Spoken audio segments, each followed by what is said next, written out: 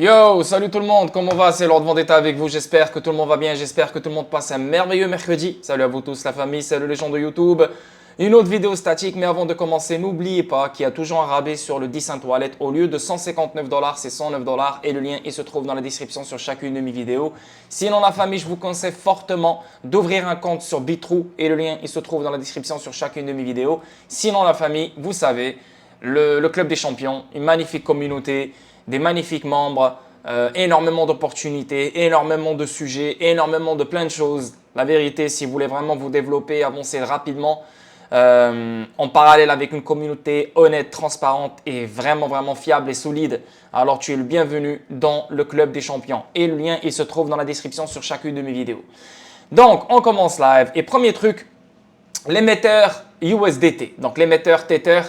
Comme vous le savez, il y a les régulations des stablecoins qui sortent le 30 juin en Europe.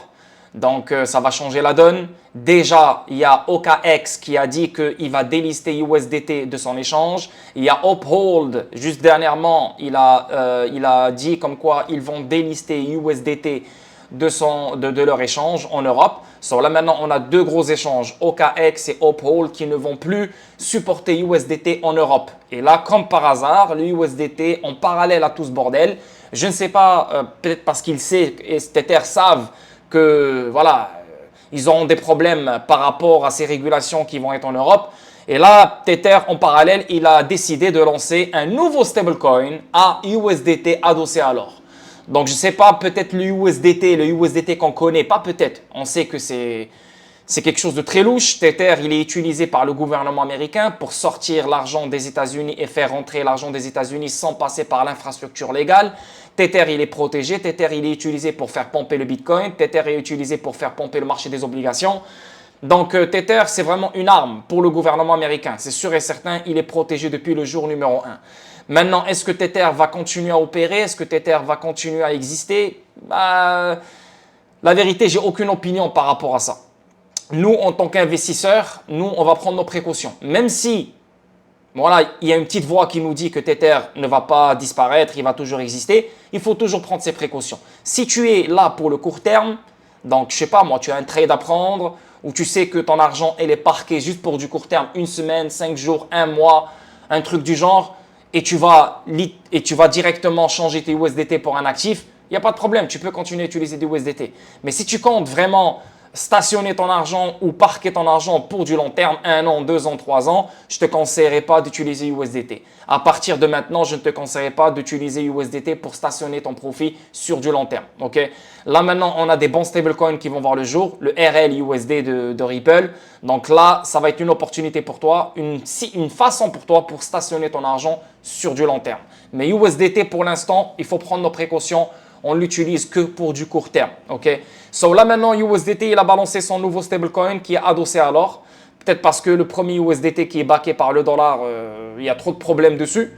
C'est pour ça que maintenant, ils ont sorti un nouveau stablecoin adossé à l'or. Et là, en même temps, toujours sur Tether, et ça vient tout juste de sortir, Tether est la cible d'une campagne publicitaire pour refus d'audit et corruption présumée. On sait qu'ils ont toujours refusé de se faire auditer. Parce que s'ils se font auditer, je pense que on va littéralement avoir les preuves comme quoi Tether n'a jamais été clair, n'a jamais été honnête et n'a jamais été transparent. Et une corruption présumée, je pense que oui, Tether, il n'y a que de la corruption autour de lui. N'oubliez pas que Tether, il imprime beaucoup de USDT juste pour faire pomper le Bitcoin. Bitcoin a pompé énormément pendant toutes ces années. Grâce à Tether, si Tether n'existait pas, il n'y aurait pas eu un Bitcoin à 60 000 ou 20 000 ou 30 000 ou 40 000, croyez-moi. Bitcoin serait encore dans les, je sais pas moi, il serait en train de traîner encore dans les 3 000, 4 000, 5 000, 10 000 dans ces alentours-là. Donc beaucoup de corruption, beaucoup de refus d'audit, mais Tether est toujours là. Tether, il opère toujours, Tether est toujours vivant, c'est le plus gros stablecoin qui existe au monde. Pourquoi? Je vous ai expliqué au début de la vidéo. Pourquoi? Parce qu'on utilise Tether pour sortir de l'argent in and out des États-Unis, pour sortir et rentrer de l'argent des États-Unis sans passer par l'infrastructure légale. Donc, c'est secret, tu vois, ça passe en dessous de la table. Donc, on utilise le réseau Tether pour faire des choses que normalement, dans l'infrastructure légale, ça va être mauvais, tu vois. On va se réveiller, on va se dire, yo, qu'est-ce qui se passe? Pourquoi vous faites ça, tu vois? Donc, on passe par Tether, on passe par le réseau de Tether pour faire des choses que le public ne devrait pas savoir, ok? Donc, c'est pour ça qu'il est protégé par le gouvernement américain. N'oubliez pas que Tether n'a même pas de CEO, il n'a même pas de patron, ils n'ont même pas de bureau. Il y a 4 fondateurs qui sont, je sais pas, chacun il se trouve quelque part. N'oubliez pas que Tether a été créé par Brock Pierce, si je ne me trompe pas. C'est lui qui est derrière BlockV. Donc, c'est un Américain. C'est pour ça que je dis, je répète, Tether est un réseau fait pour un objectif, tu vois. Et c'est pour ça qu'il continue à rester le Tether qu'on connaît. Donc, le 30 juin, les stablecoins, les régulations des stablecoins, déjà 2 échanges qui vont le délister. Est-ce qu'il y a d'autres échanges qui vont le délister? Sûrement que oui. Si Tether refuse de se faire auditer ou s'il refuse la réglementation, bien sûr, ils n'auront pas le choix, les échanges n'auront pas le choix de le délister parce que sinon les échanges vont se faire taper. Ils vont se faire poursuivre par la SEC européenne ou un truc du genre, tu comprends? Donc, pour se protéger, ils n'auront pas le choix de le délister. N'oubliez pas qu'il y a énormément de cryptos qui sont seulement, ils ont seulement une paire et la paire qu'ils ont, c'est USDT. Ils n'ont aucune autre paire, ni Bitcoin, ni Ethereum, ni rien. La seule paire qu'ils ont, c'est USDT. Donc, si beaucoup d'échanges décident de délister USDT en Europe, et sûrement ils décideront de délister USDT aux États-Unis, tu sais combien de crypto va disparaître? Parce que la seule paire qu'elle a, c'est USDT. La seule façon la liquidité, elle vient sur cet actif, c'est grâce à Tether. Donc, si Tether s'enlève des échanges, de 1, beaucoup d'échanges vont disparaître et de 2, beaucoup d'actifs crypto vont disparaître.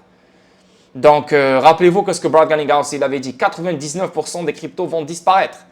Donc, ils vont disparaître à cause de la SEC, ils vont disparaître à cause de leur utilité de merde, elle ne sert à rien, mais surtout à cause de Tether. La plupart des cryptos vont disparaître à cause de Tether parce que la seule paire qu'ils ont, c'est avec USDT. Donc, si USDT se fait délister à fur et à mesure en Europe, alors toutes les cryptos actifs qui ont seulement une paire et qui se font trader seulement contre USDT, ben, ils auront une vie dure, très dure. C'est pour ça qu'il faut investir sur les altcoins qui font du sens, des altcoins qui ont une utilité, qui ont un vrai écosystème, comme XRP, comme Telcoin, comme Gala, comme XDC, vous connaissez le reste, ok? Donc voilà les gars, ça c'est l'histoire concernant Tether. Sinon la SEC suspend définitivement l'enquête sur Ethereum. Encore une fois, en parlant de corruption, Ethereum, tout va bien. Ils ont payé un directeur de la SEC qui a fait un discours tristement célèbre. Ils ont fait pomper Ethereum. Ethereum n'a jamais eu d'affaires juridiques avec la SEC. On a attaqué Ripple. 4 ans qu'on attaque Ripple. On a décidé, Gary Gensler, il a décidé de poursuivre la SEC. Mais bon, c'était juste un truc comme ça, là, tu vois. Là, on a décidé d'approuver les ETF Ethereum. Je veux dire, tout va bien pour Ethereum. Aucun problème. On a menti. On a acheté des directeurs. On a fait de la corruption et la SEC continue à protéger Ethereum sans aucun problème. Moi, j'ai rien contre ça parce que moi, je veux que Ethereum soit libre. Je veux que Ethereum se lâche. Pourquoi? Parce que si on écrase Ethereum, on écrase la crypto. Si on écrase Cardano, on écrase la crypto. Si on écrase, je sais pas moi, XRP, on écrase la crypto. Donc la crypto ne doit pas être écrasée. Et surtout, c'est des écosystèmes qui ont une vraie utilité. Ethereum, c'est un vrai écosystème, même si beaucoup le détestent. C'est un vrai écosystème qui se fait utiliser par beaucoup de développeurs. Pourquoi? Parce qu'il a une utilité dans les contrats intelligents que d'autres n'offrent pas. Donc Ethereum va toujours exister. Tu vois? Mais l'équipe derrière, là je ne suis pas en train d'insulter le réseau. Bien sûr, le réseau pour les petits investisseurs comme toi et moi, ça nous fait chier parce qu'on paye beaucoup de frais. Mais Ethereum n'est pas fait pour toi et moi. Ethereum est fait pour les grands portefeuilles. Ils s'en foutent des frais de $100, $200, $300, $400. Ils s'en battent les couilles. Tu comprends? Pourquoi? Parce qu'ils transfèrent beaucoup de valeur dans les contrats intelligents, etc., etc. Donc, ils s'en foutent. Mais nous, les petits investisseurs, on a besoin du XRP Ledger, on a besoin de Stellar, on a besoin de Hedera, on a besoin de ce genre de réseau qui nous favorise. Tu vois ce que je veux dire? Donc, Ethereum, le réseau, j'ai aucun problème contre. J'ai un problème contre l'équipe derrière Ethereum, qui est une équipe très sale, comme Joseph Lubin, Vitalik, etc. Une équipe très sale qui a menti, qui achète des directeurs, qui achète des gens. Ils ont bien surfé sur la corruption dans la SEC, avec la SEC, avec plein d'autres acteurs. Et là, maintenant, tout va bien. Tranquille. Ethereum, il a littéralement explosé dû au discours de William Hinman. Sinon, Ethereum n'aurait jamais explosé. Mais bon, il a explosé. On a attaqué Ripple, 4 ans qu'on attaque Ripple et on ne veut pas lâcher l'affaire de Ripple. On continue à vouloir nous faire croire que Ripple est vraiment une compagnie frauduleuse, etc., etc., comparé à Ethereum. Et là, maintenant, on dit que la SEC suspend définitivement l'enquête, c'est fini, on s'en bat les couilles de Ethereum, on s'en bat les couilles de ce que Ethereum a fait. Donc si tu me dis pas que c'est pas de la corruption ça les gars, je suis vraiment désolé mais là c'est la folie. Donc là, on suspend définitivement l'enquête sur Ethereum et en plus de ça, on approuve un ETF Ethereum. Ethereum, la vérité, c'est le roi de la crypto. Il est vraiment... Je vais dire, c'est le bébé de la crypto dans le sens on le protège de A à Z. De A à Z. Pour moi, on devrait protéger Ripple, on devrait protéger le XRP Ledger et XRP. Mais je sais pourquoi on ne protège pas le XRP Ledger et XRP. Pourquoi? Parce que le XRP Ledger et XRP est une menace pour l'empire traditionnel. Et l'empire traditionnel, il est contrôlé par JP Morgan, Goldman Sachs, les grandes banques, les grands acteurs. Et eux, ils font beaucoup d'argent sur la friction. Eux, ils font beaucoup d'argent sur le retard des paiements et les intermédiaires. C'est comme ça qu'ils font de l'argent. Beaucoup d'argent. Toi, tu veux venir, tu veux leur imposer une nouvelle infrastructure, une nouvelle architecture. Et ils vont se dire, oh shit, c'est bien, c'est une belle technologie, mais nous, on va perdre de l'argent. Ça ne marche pas. Donc, ça bloque. Tu comprends ce que je veux dire? L'affaire juridique ne fait aucun sens parce que la SEC n'a rien trouvé. On essaye de ralentir la technologie. On essaie de la bloquer. On essaie de la combattre. Mais hey, là, ça veut dire qu'on est dans l'étape, l'avant-dernière étape. Parce que cette étape-là, c'est la plus cruciale. On essaie de la combattre, on essaie de la détruire. Et après, la prochaine étape, on l'accepte. Tu comprends? Mais en même temps, c'est bon pour la crypto au complet. C'est bon pour la crypto au complet, le fait qu'ils suspendent définitivement l'enquête sur Ethereum. Et moi, je pense, Ripple sera le prochain. Pas suspendre définitivement, mais Ripple sera le prochain dans le sens que ou bien il y aura un règlement, ou bien on va finir par un jugement final. Si on finit par un jugement final venant de la juge, c'est sûr et certain que la SEC ne va pas se laisser faire. Elle va faire un deuxième appel dans le deuxième circuit. Elle va faire un appel dans le deuxième circuit. S'il y a un règlement, c'est un règlement. La SEC est d'accord avec les conditions et Ripple est d'accord avec les conditions. Donc Ripple devrait être le prochain parce qu'il n'y a aucune autre affaire juridique en cours, live. Il n'y en a pas, tu vois. Donc là, on a commencé par Bitcoin. Bitcoin, il n'y a personne derrière, donc c'est une commodité directe. Deuxième, c'est Ethereum. Donc là, Ethereum, on suspend définitivement l'enquête et on crée un ETF Ethereum. On a créé un ETF Bitcoin. Donc il reste qui? Le troisième plus gros. Et ça a toujours été le troisième plus gros. C'était XRP. Donc XRP, son affaire va finir. Et après, on va parler d'un ETF XRP. Pareil. Donc, c'est juste une question de temps. Flare, et là, maintenant, Flare, ça fait longtemps qu'on n'a pas parlé de Flare. Bon, moi, ma chaîne YouTube n'est pas axée sur Flare, mais j'ai tellement parlé de Flare en 2021 et 2022. C'était une partie importante de mon contenu. Mais Flare, c'est quoi Flare? Flare, c'est un réseau qui ramène les smart contracts, qui ramène les contrats intelligents aux actifs qui n'ont pas de contrats intelligents. OK? Et c'est ça les F-assets. OK, les F-assets. Donc, les F, ça veut dire quoi? F, c'est Flare. Asset, c'est actif. Donc, les actifs sur le réseau Flare. XRP sera un FXRP. Gala, ça sera un F-Gala. Doge, ça sera un F-Doge. Bitcoin, ça sera un F-BTC. Cardano, ça sera un F-ADA. Tu vois, FADA, whatever. Donc, ADA, il a les contrats intelligents. Donc, peut-être pas ADA. Mais pense à tous les actifs qui n'ont pas de contrats intelligents vont être des F-assets sur le réseau Flare. Okay? Donc ça, c'est quelque chose d'incroyable, c'est quelque chose de malade qu'on attend depuis un moment sur le réseau Flare. Et là, maintenant, c'est le test bêta. Okay? Donc là, c'est le test bêta. Tout le monde peut tester, tout le monde peut faire je ne sais pas quoi. Mais moi, je ne conseille pas maintenant. Laissez les développeurs faire les tests bêta. T'en as absolument rien à foutre. Parce que ce qui est bien avec les F-assets et le réseau Flare, c'est comme les AMM aussi. Donc, tu as des pôles de liquidité, tu peux staker, tu peux générer un revenu passif, etc., etc. Donc, il y a plein de choses à faire.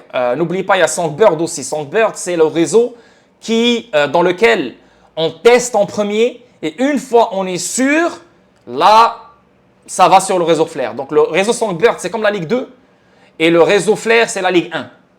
Donc, c'est comme si tu dis Songbird, c'est la Ligue normale et Flare, c'est la Champions League. Tu comprends ce que je veux dire? So, il faut tout tester dans le réseau Songbird et après, on va dans la Champions League pour jouer avec les grands, façon de parler. Donc là, maintenant, on parle de 937 000 XRP, presque 1 million de XRP sur plus de, combien? Sur plus de 2000 mint. Donc, plus de 2000 frappes. Hein? Qu'est-ce que je viens de faire? Putain. Donc, 2000 frappes. Donc, là, ça veut dire qu'il y a eu 1 million, presque 1 million de XRP qui ont été mintés. Ouais, qui ont été mintés sur plus de 2000. Ok, Flare voit plus de 937 000 XRP sur plus de 2000 frappes. C'est ça les mints. Le premier jour des tests FA7. Donc ça, c'est le premier jour. Le premier jour de test FA7. On parle déjà de 1 million de XRP tellement que ce truc-là est attendu depuis très longtemps. Donc, il y a Cryptapéro, lui, là, avec XRP Québec, c'est sûr et certain qu'il parle de ça. Donc, si vous voulez vraiment aller en détail pour vraiment comprendre les FA7, ben c'est là où il faut aller. Même si moi, je ne leur parle pas, il faut être honnête à un moment donné. Quand tu es fort dans un truc, ben, vous êtes ma communauté, donc je dois vous diriger vers une source qui est forte dans ça. Donc, lui, il explique bien ça parce que tout son contenu, il est axé sur ça, sur Flare. Donc, les FA7, encore une fois, ça va ramener les contrats intelligents. Bien sûr, l'interopérabilité, ça c'est sûr et certain, entre différentes blockchains. Les contrats intelligents pour les actifs qui n'ont pas de contrats intelligents. Donc ici, Flare est témoin de statistiques impressionnantes avec le test FXRP. Le protocole fonctionne notamment en permettant aux utilisateurs de créer des jetons tels que XRP en tant que FA7 sur Flare. Donc, on crée des jetons, donc on crée un XRP. Bon, ce n'est pas le vrai XRP parce qu'on le crée sur le réseau Flare. Mais c'est 1-1. Donc, si tu veux vendre les FXRP pour des vrais XRP, ben, c'est comme si tu as des USDT et tu les vends pour les dollars. Tu comprends? Donc, ce n'est pas pareil. Le dollar, c'est le dollar et l'USDT, c'est l'USDT. Mais le USDT, il est backé par le dollar. Ben, c'est pareil. Donc, le XRP, je ne suis pas en train de dire que le FXRP est backé par le XRP. Non, c'est juste pour te donner un exemple. Le FXRP, tu peux l'échanger pour du vrai XRP. C'est juste que pour opérer sur Flare, il faut envelopper le XRP en FXRP. Il faut envelopper Doge en FDoge. Il faut envelopper BTC en FBTC pour pouvoir opérer sur le réseau Flare. Les reliant ainsi à la scène des contrats intelligents. Voilà, c'est ce que je viens tout juste d'expliquer. Vu que XRP n'a pas de contrats intelligents, bon, XRP Ledger, il a des contrats intelligents maintenant grâce à Evernode, grâce à Evernode, grâce aux hooks et tout, mais ça reste que le XRP Ledger n'a pas de contrat intelligent. On ajoute des contrats intelligents grâce au crochet, mais de nature, il n'a pas de contrat intelligent le XRP Ledger. So, XRP n'a pas de contrat intelligent, tu vois. So, pour qu'il puisse se faire opérer sur des contrats intelligents sur le réseau Flare, ben, il doit être enveloppé. Et c'est pour ça qu'on appelle les FA7, FXRP. Donc, et au protocole Web3 multi-chain, donc XRP, il peut être partout. Vu que c'est des protocoles Web3 multi-chain, interopérabilité avec toutes les chaînes, ça veut dire que XRP peut être partout. Et on peut utiliser XRP sur différentes chaînes. Okay? L'équipe a souligné en décembre dernier que le projet pourrait aider à débloquer la valeur de 800 milliards de dollars de crypto-monnaies. Beaucoup, beaucoup, beaucoup d'argent. Et en connaissant XRP et en connaissant l'utilité de XRP, et en connaissant l'ampleur de XRP, alors XRP va surfer sur une grande partie de ces 800 milliards de dollars. Et ça, c'est que le début. Alors imagine dans 5 ans, 6 ans. Hugo Filion, cofondateur et PDG Flare Labs, a récemment partagé une capture d'écran qui capture les réalisations remarquables de FXRP lors de sa première journée de test bêta public ouvert. Ces exploits surviennent un jour après que l'équipe Flare a ouvert les tests bêta au public le 17 juin. Donc depuis le 17 juin, on peut faire des tests bêta. Et là, depuis le 17 juin, regardez-moi les chiffres impressionnants concernant le FXRP, des chiffres incroyables comme vous pouvez voir ici en ce moment même. On parle de combien là? On parle de 2213 frappes. On parle de 937 000, 937 000, presque 1 million de FXRP frappés. On parle de 2939 redeems. On parle de 333 000 total redeemed FXRP. On parle de 51 agents. Et on parle de 43 available agents. Là, j'ai totalement oublié, j'ai un trou de mémoire pour vous expliquer c'est quoi les agents. Mais les agents, ce n'est pas un agent comme toi tu le penses, là, un agent de police ou un agent de… Ce n'est pas un humain. C'est des protocoles, c'est des trucs qu'on appelle des agents qui permettent certaines opérations sur le réseau Flare. Mais j'ai un trou de mémoire, donc je ne peux pas te l'expliquer live. Je n'ai pas envie de te dire n'importe quoi. Encore une fois, allez voir la chaîne Cryptapéro et dites-leur, parce que ces gens-là, ils pensent que je les déteste et que je les aime pas. C'est juste parce que moi, j'ai entendu des choses et c'est pour ça que j'ai pris du recul. Dites-leur que c'est moi qui vous envoie, tu vois. Donc, je n'essaie pas de faire la paix. Chacun garde sa place, chacun fait sa vie. On n'a jamais été des amis, je m'en bats les couilles. Mais, je veux juste qu'ils sachent que je suis honnête ici, tu vois. Donc, si tu offres un bon contenu, normal que je vais t'envoyer des gens. Allez voir Cryptapéro si vous voulez améliorer vos connaissances sur Flare. Sûrement que maintenant, il y a tellement de choses à dire. Moi, ça fait longtemps que je n'ai plus parlé de Flare depuis que je me suis fait hacker. Et c'était à cause de Cryptapéro. Parce que Cryptapéro, il avait retweeté un truc. Et moi, comme un con, j'ai fait le chevreuil. J'ai vu Flare. J'ai même pas réfléchi. J'ai mis les mots-clés de mon MetaMask. Et là, ils m'ont pris tout le airdrop que j'attendais depuis 2 ans. Yeah, man, c'est parti. C'est comme ça, c'est pas grave, c'est le game. Mais beaucoup d'argent est parti comme ça. So, yeah, allez voir Cryptapéro pour améliorer vos connaissances sur Flare. Donc, là maintenant, on avance. Le rapport d'impact de Ripple 2023 montre que l'entreprise a fait don de 185 millions de dollars. Wow! Donc, le rapport d'impact Ripple 2023 met en évidence 185 millions de dollars de dons depuis 2018. Et ce qui me tue, c'est que tu as les chevreuils, tu as les gnous qui viennent et qui continuent à dire que Ripple, elle dompe les XRP sur vos têtes et Brad Garlinghouse, David Schwartz, etc. s'enrichissent. Donc, ça veut dire que depuis toutes ces années, ils se font que s'enrichir. Ils ne vont jamais en prison. La SEC, ça fait 4 ans qu'elle les poursuit, mais ils ne sont pas en prison. Donc, s'ils font que dump les XRP sur nos têtes et ils ne font que s'enrichir, ils devraient être en prison. C'est illégal ce qu'ils font. C'est des scammers, c'est des fraudeurs. Et pourquoi la SEC n'a rien trouvé sur eux? Il faut arrêter ces conneries-là. Pour la millionième fois, Ripple ne dompe pas les XRP sur le marché secondaire. Elle vend directement des XRP à des fournisseurs ODL. Maintenant, elle ne le vend même plus parce qu'elle n'a plus le droit aux États-Unis. So, les entités doivent passer par leur filiale à Singapour, passer par Uphold ou passer par des ventes programmatiques, etc. À part s'il y a un règlement et la SEC, elle donne l'accord à Ripple de continuer à vendre les XRP directement aux fournisseurs ODL. Mais pour l'instant, non. Mais regardez la preuve, 200 millions de dollars qui partent dans l'affaire juridique, 185 milliards de dollars qui partent dans les dents, des millions de dollars qui partent dans des investissements et des subventions dans des startups, des millions de dollars qui partent dans les opérations pour élargir les opérations de Ripple, donc les XRP Ledger et XRP. Business is business. You know? Business is business, c'est littéralement ça un business fait par une vraie compagnie. Mais quand tu as des chevreuils et des gnous qui travaillent 9 to 5, qui n'ont jamais connu un business, ils n'ont jamais eu un business, ils font que travailler comme des esclaves, 60 heures par heure, et ils investissent ils rêvent, ils investissent pour changer leur vie, et ils viennent faire les économistes, et ils viennent faire, nous on connaît mieux que Brad Garlinghouse et on connaît mieux que David Schwartz. Moi je regarde leurs commentaires, je lis leurs commentaires, mais la vie de ma mère, wallah, c'est… Je lis, je dis… Il faut de tout pour faire un monde. Il faut de tout pour faire un monde. On ne peut pas avoir que des intelligents, on ne peut pas avoir que des cons. Il faut des intelligents, il faut des cons, il faut des imbéciles, il faut des idiots. Et voilà quoi. Donc, 185 millions de dollars de dons. Magnifique. Donc, ils ont un rôle philanthrope ici.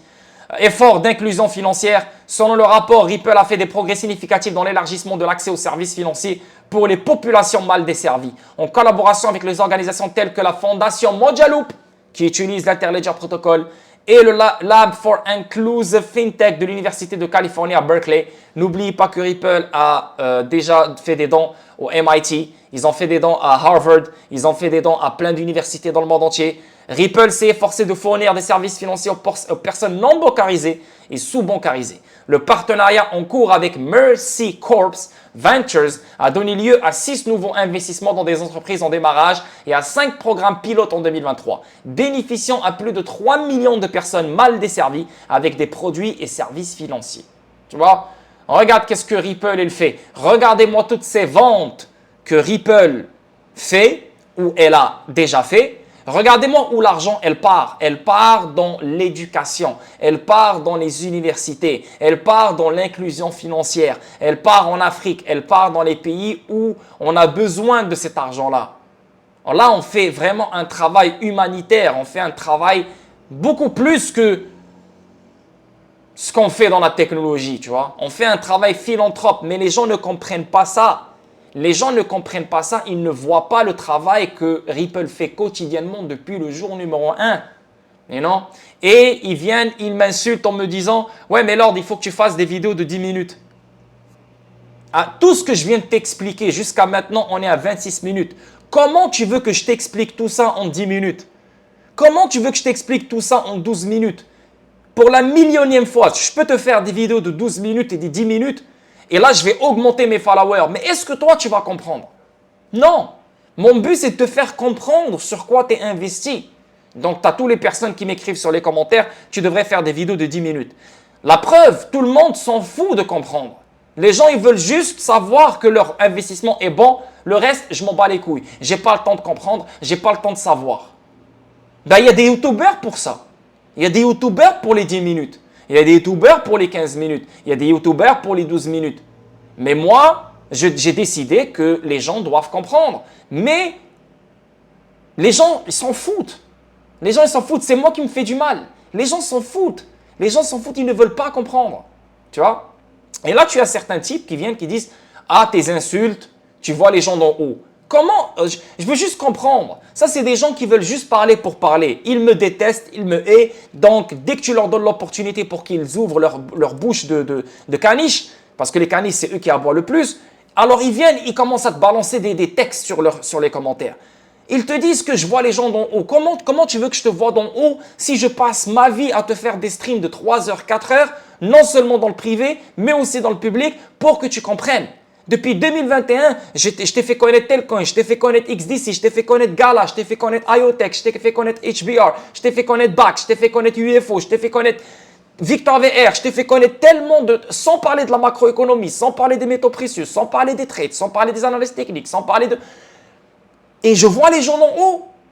Si je voyais les gens d'en haut, j'aurais fait des vidéos de 10 minutes. Parle-moi pas, j'ai pas le temps pour toi, allez, casse-toi.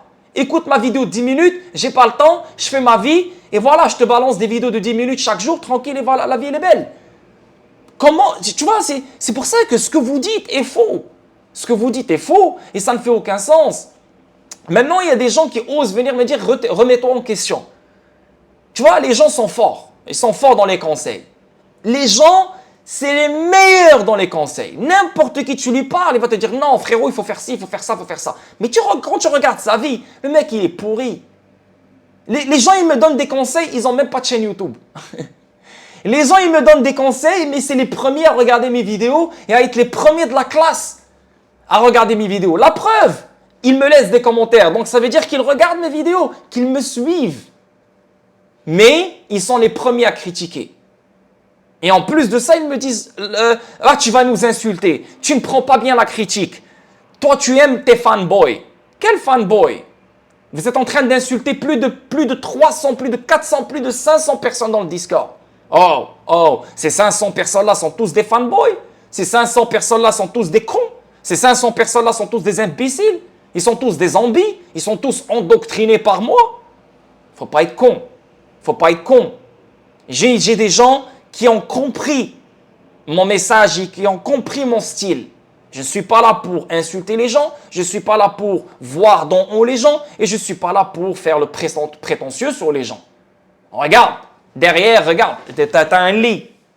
T'as pas de Rolex, t'as pas de Audemars Piguet, t'as pas de Gucci, t'as pas de... Je montre pas des trucs de ouf. Ah, regarde, je suis ci, je suis ça, je vois les gens d'en haut. Non, j'ai une façon de parler, j'ai un style.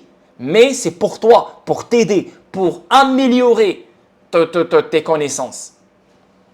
Mais moi, quand j'ai fait le commentaire sur YouTube, comme quoi, après tout ce que j'ai fait, il n'y a que 6200 personnes dans mon YouTube, c'est pas parce que je suis en train de me plaindre ou je suis en train de s'il vous plaît, followez-moi. C'est juste que je fais réaliser aux gens que les gens s'en foutent du vrai contenu. Les gens ne veulent pas rester assis et comprendre leur investissement de la bonne façon. Les gens veulent du rapide, les gens veulent des shorts, les gens veulent des vidéos de 5 minutes, 10 minutes et passer à autre chose. Moi, je juge que cette façon-là ne va jamais te permettre de comprendre bien ton investissement. Mais peut-être, ça va te permettre de rester sur ton investissement des vidéos de 10 minutes. Ça te calme, ça te donne une petite morale, ça te donne « ok, non, XRP est toujours bon ». Mais tu auras toujours besoin de ces vidéos de 10 minutes pour toujours avoir confiance. Mais les gens qui me suivent, qui sont dans mes streams, qui écoutent mes trucs, va leur parler sur XRP. Ils sont beaucoup plus blindés que moi. Dans le sens que, yo, XRP, ferme ta gueule. Tu parles mal, je nique ta mère. Tu comprends? Ils savent c'est quoi XRP. Ils n'ont plus besoin de je sais pas quoi. Tu comprends? Et là, tu as les premières personnes qui viennent, qui m'insultent. Continuez. Je vais rester qui je suis. Mais faites-vous. Soyez honnête avec vous-même. Si vous détestez la personne que je suis, si vous pensez que je vois les gens d'en haut, si vous pensez que je crache sur les gens, pourquoi continuer à regarder mes vidéos? Pourquoi continuer à consommer mon contenu? Vous êtes des hypocrites. Je ne le suis pas. C'est pour ça que les hypocrites, pas les hypocrites, c'est pour ça que les gens comme moi qui sont authentiques, qui sont, voilà, un livre ouvert, ils n'auront jamais des amis. Peut-être qu'ils en auront un ou deux. Ils ne vont jamais plaire à la majorité. Tu vois? Et ça, c'est correct. Ça ne veut pas dire que je suis une mauvaise personne. Non. Et non. Je suis une très bonne personne. Et les gens, ils savent. Donc, être hypocrite, c'est vouloir plaire à tout le monde. Je ne le suis pas. Donc, normal que je vais être haï. Normal. Donc, continuez à faire ce que vous avez à faire, mais ne soyez pas hypocrite parce que vous êtes hypocrite. Vous êtes hypocrite. Vous consommez mes vidéos, vous regardez mes vidéos, mais vous êtes les premiers à ouvrir votre clapet une fois qu'on vous donne l'opportunité. On continue. Donc 189 millions de dollars en dons. C'est incroyable. Et même Chris Larson, il continue à faire des dons parce que c'est un philanthrope. Lui, il est blindé, là, donc normal qu'il fait des dons. Mais beaucoup de dons sur les universités, beaucoup de dons dans plein d'autres trucs. Et comme tu peux voir ici, là, on parle de tremblement de terre en Turquie, en Syrie, à Hawaï. Tu vois, donc ils font plein de trucs humanitaires. Et là, on parle même d'hôpital pour les enfants. Mais les gens ne voient pas ça. Tu vois. Grok AI suggère que l'XRP pourrait atteindre 1000 dollars s'il atteint un volume d'échange de 50 trilliards de dollars. Ben pour moi, c'est mathématiquement parlant, yes. Mais je pense qu'il pourra valoir plus de 1000 dollars. Pourquoi? Parce qu'il n'y a pas assez de XRP. Les XRP sont préminés. Il y a des XRP qui brûlent à chaque transaction. Il y a des XRP qui sont dans l'escrow. Il y a des XRP qui sont détenus par les holders comme nous, qu'on ne va pas vendre. Il y a des XRP qui sont détenus par Ripple, il y a des XRP qui sont détenus par les échanges, par plein d'autres entités. Donc, il n'y a pas vraiment beaucoup de XRP en circulation qui circulent. Peut-être avec le temps, ça va changer. Peut-être avec le temps, le escrow va être débloqué ou un truc du genre, je ne sais pas. Mais, hey, 50 trilliards de dollars. Et en plus de ça, Arcax, qui a rapport avec la tokenisation. Arcax, qui opère sur le XRP Ledger. Le CEO de Arcax, il a dit d'ici 2025 ou 2026, le XRP Ledger va accueillir entre 30 trilliards et 50 trilliards de dollars. Est-ce qu'on devrait attendre 1000 dollars XRP entre 2025 et 2026? Nope. Non. Là, Là, c'est vraiment vendre du rêve. Ça peut arriver, ça peut fly à 1000 $, mais non, mais là, il faut se calmer un peu. On descend d'un étage, on respire, on expire. Ça ne veut pas dire que XRP ne va jamais atteindre 1000 $, mais dire que XRP va atteindre 1000 $ en 2025, 2026, parce que Arcax a dit que XRP Ledger va accueillir plus de 30 trilliards de dollars et 50 trilliards de dollars d'ici 2025-2026. Donc, automatiquement, dans ta tête, XRP va valoir 1000 $. Nope. Calme-toi, calme-toi. Moi, dans ces alentours-là, je vois XRP dans les 3 chiffres. Ok, plus de 100 $, on parle de 200, 300, 400, 500 dans ces alentours-là. Et entre 400, 500 et 1000 $, il y a vraiment plus, il reste plus beaucoup là, tu vois. Mais je pense que les 1000 $ seront atteints plus tard dans les prochains cycles aussi, pas dans celui-là qui se prépare. Donc, là, on parle que de Swift. Parce que là, les 50 trilliards de dollars, on parle que de Swift là. On parle que de Swift. Ok. Si tu regardes ici, volume, ici ça parle de Swift. C'est sûr qu'ils vont parler de Swift là. Non, ils n'ont pas parlé de Swift. Ok. Donc sur quoi ils se basent ici? Plus récemment, Pollux, un membre de la communauté XRP basé au Texas, a demandé au chatbot AI Grok quel pourrait être le prix du XRP s'il obtenait un volume de 50 milliards de dollars. Ouais, c'est ça. Il se base sur les transferts et les paiements transfrontaliers qui passent par Swift. Et là, Swift, si je ne me trompe pas, on parle de 50 trilliards de dollars par jour qui passent par Swift. On en avait parlé la dernière fois. Donc, si on parle de 50 milliards de dollars, oui, mathématiquement parlant, c'est le 1000 $. Et ça, c'est que Swift. Alors, imagine les actifs tokenisés. Imagine les stablecoins. Imagine les CBDC. Imagine d'autres choses que je ne peux même pas imaginer encore. Yo, c'est pour ça que le 1000 $, toi, tu es multimillionnaire. Toi, tu as acheté un pays. Tu as acheté une île. C'est fini. Toi, tu es riche. Il n'y a aucun problème. Merci, bonsoir. Mais le 1000 $, ce n'est rien pour XRP, pour la nature du XRP, pour la valeur du XRP, pour l'utilité du XRP. 1000 $, ce n'est absolument rien. Nous, c'est fini, on va être au top du monde à 100 $, 200 $, 300 $, 1000 $, je ne vais même pas t'en parler. Mais pour XRP, ce n'est absolument rien sur le long terme. Parce que la tokenisation va prendre de l'ampleur. L'Internet de la valeur va devenir de plus en plus gros. Tu comprends ce que je veux dire? Donc, il y aura beaucoup plus de valeur à transacter au lieu d'avoir que des devises fiduciaires. Tu comprends ce que je veux dire? So, pour moi, sur le long terme, 2030 et plus, 1000 $, ça ne m'étonnerait même pas. Mais plus de 1000 $ pour XRP, ça ne m'étonnerait même pas. 2030 et plus. Donc, pour moi, après, il ne faut pas timer. Timer 2030, 2035, 2040, on aura ça, il ne faut pas timer. Timer, c'est ça qui va faire que tu vas être perdu, que tu vas être déçu, que tu vas être confus. Parce que nous, on essaie de timer. C'est ça l'erreur de nous, les chevreuils, monsieur, madame, tout le monde. On essaie de timer. C'est quand le bull run? C'est quand la hold season? C'est quand qu'on aura le pump? C'est quand qu'on aura le dump?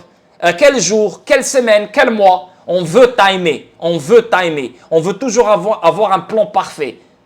Comme si le marché va toujours respecter notre plan parfait. On est des capricieux. On est des arrogants. Le marché fait ce qu'il veut. Tu dois t'adapter au marché. Donc, tu spécules sur l'utilité. Tu spécules sur le potentiel ou le futur de cet actif qui a une utilité énorme.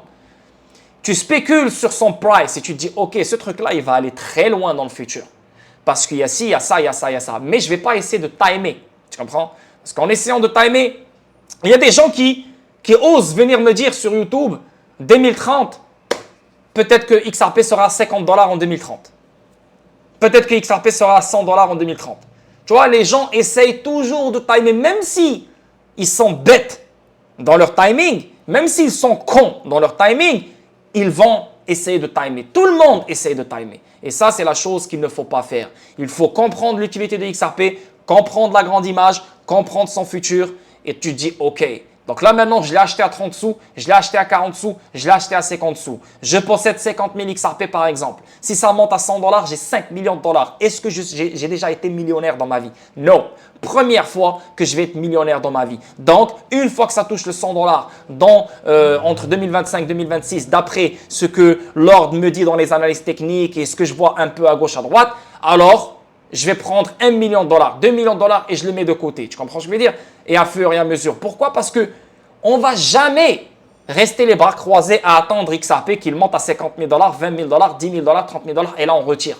On va retirer à fur et à mesure, dans les grands niveaux. Pour moi, le prochain grand niveau, ça va être dans les 10, 20, 30 dollars. Parce que yo, depuis toujours, moi, j'ai jamais vu 10 dollars de ma vie sur XRP. Tout le monde va retirer à 10 dollars, tout le monde va retirer à 20 dollars, tout le monde va retirer à 30 dollars. La plupart vont vendre le XRP une bonne fois pour toutes, c'est fini. Parce que eux, pour eux, ils ont atteint les targets qu'ils veulent, la somme qu'ils veulent. Merci, bonsoir. D'autres, ils vont prendre du profit, mais ils vont garder leur XRP. C'est exactement nous ce qu'on va faire. Tu vois? Donc, mais la spéculation à elle seule va nous rendre riches, c'est ce que j'arrête pas de vous dire. Le prochain cycle haussier qui arrive, le vrai bull run qui arrive entre 2025 et 2026, ça va être pour moi, d'après moi, si tu veux savoir en détail pourquoi je parle de 2025-2026, tu devrais venir dans le Discord. Mais pour moi, la prochaine étape, c'est les 3 chiffres. D'abord, live, c'est les 2 chiffres. Et après, ça va être les 3 chiffres. Maintenant, les 2 chiffres peuvent se venir à n'importe quel moment. Les 2 chiffres peuvent venir maintenant, entre maintenant et septembre. Ils peuvent être entre septembre et décembre. Tu vois, on ne peut pas savoir quand on aura les 2 chiffres. Mais XRP, il est dans une structure incroyablement folle et le breakout, il est attendu à n'importe quel moment. So, est-ce que ce breakout, il sera accompagné par un règlement, par je ne sais pas, un XRP ETF, I don't know. Mais XRP, sur le long terme, il va valoir extrêmement cher. Pour moi, je m'attends, parce que j'ai 36 ans, donc je suis jeune encore. Moi, dans les 46 ans, ça ne m'étonnerait pas de voir XRP dans les 10 000, 15 000, 20 000. Yeah. Easy pour moi. Easy. Voilà. J'y crois fort et je vais toujours y croire. Non, Marouane. Pourquoi? Parce que je maîtrise mon truc.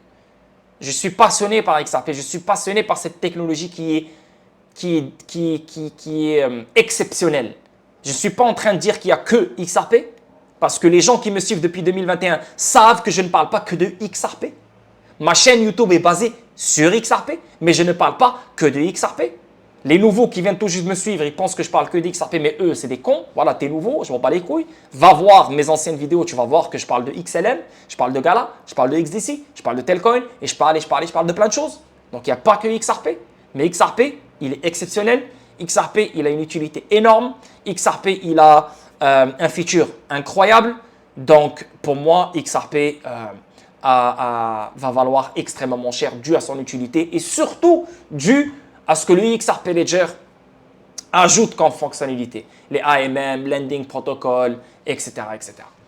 On avance. Un article de Stanford évoque la valeur stratégique potentielle de Ripple pour les décideurs politiques américains. Donc là, on parle de politique ici. Je ne sais pas de quoi ça parle. Un article de Stanford souligne la valeur stratégique potentielle de Ripple, critiquant les législateurs américains pour les retards réglementaires affectant la compétitivité. Yes, ça, on est d'accord. Il y a énormément de retard. Mais moi, je pense que les États-Unis, ils sont tellement en avance qu'ils attendent que le reste du monde se mette dans la même longueur d'onde qu'eux. N'oubliez pas que tout a été créé par les États-Unis. Ça, c'est ma croyance. Fais ce que tu veux, dis ce que tu veux, je m'en bats les couilles. Moi, je ne crois pas à Satoshi Nakamoto, un japonais maigrichon qui sort du Japon et qui a créé le Bitcoin. Non. NSA, CIA, gouvernement américain, le Bitcoin. Ripple, NSA, voilà, des philanthropes incroyables. Jimmy Caleb, Arthur Bitro, David Schwartz. Tu ne vas pas me dire ce groupe-là, c'est un groupe de gens normaux. Non, non, non, non, non. Donc, la crypto au complet a été poussé par les États-Unis, le gouvernement, la NSA, la CIA, que tu le veuilles ou non. That's it, that's all. So, pour moi, c'est ça ma croyance. Les États-Unis sont très en avance, mais ils nous font croire qu'ils sont en retard pour laisser le monde entier, le reste du monde, se mettre dans la même longueur d'onde qu'eux. C'est ce que je pense, ok?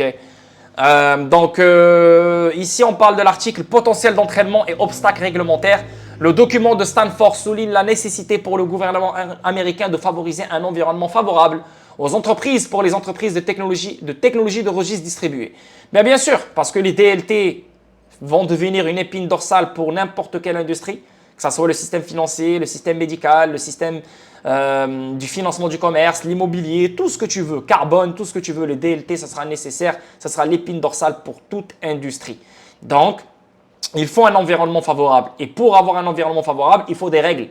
Il faut une réglementation pour pousser les développeurs, les entités financières d'utiliser et d'adopter ce genre de technologie qui est le DLT. N'oubliez pas que la Réserve fédérale a fait des tests avec Ripple en 2017. N'oubliez pas que, tu vois, les choses se font depuis très longtemps.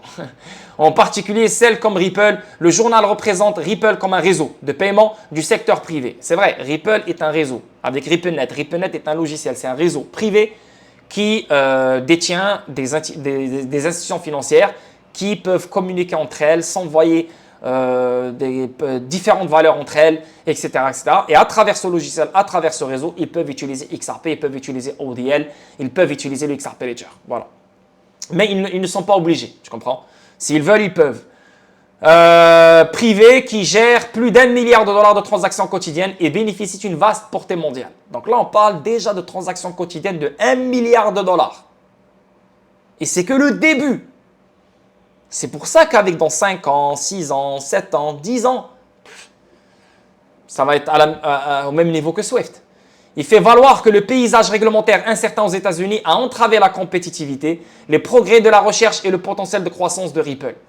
Donc, l'étude suggère que les législateurs américains devraient reconnaître l'intelligence stratégique et la valeur offerte par Ripple en plaidant pour un cadre réglementaire plus clair pour soutenir Ripple et les entreprises similaires. Ben ouais, parce que quand tu regardes le reste du monde, quand tu regardes les petites et les moyennes entreprises qui sont connectées aux banques commerciales, qui sont connectées aux fournisseurs de paiement, qui sont connectées à plein d'autres choses, ben tu sais, tu dis wow, ils sont très en avance. Les choses sont allées loin. Regardez-moi le Brésil. Le Brésil, il est en avance.